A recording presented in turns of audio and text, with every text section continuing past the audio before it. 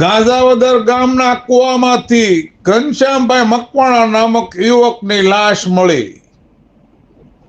અમરેલી જિલ્લાના રાજુલા તાલુકાના ગાંજાવદર ગામેના વાડી સીમ વિસ્તારમાંના કુવામાંથી રાજુલાના મફતપરા ખાતે રહેતા અને રાજુલા માર્કેટિંગ યાર્ડ ખાતે મજૂરી કામ કરતા ઘનશ્યામભાઈ મંજીભાઈ મકવાણા નામના યુવકની લાશ મળી આવી છે. યુવકની લાશ મળી આવતા આસપાસના વિસ્તારમાં ચકચાર મચી છે.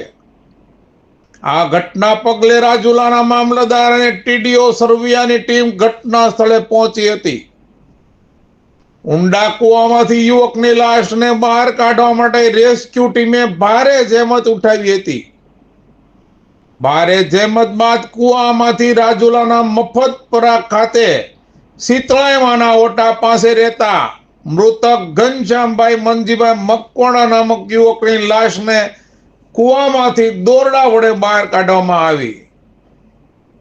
મૃતક ઘનશ્યામભાઈ મકવાણાના મૃતદેહને પીએમ અર્થે રાજુલા જનરલ હોસ્પિટલ ખાતે ખસેડાયો હતો. ડુંગર પોલીસ ઘટના સ્થળે પહોંચી વધુ તપાસ હાથ ધરવામાં આવી છે.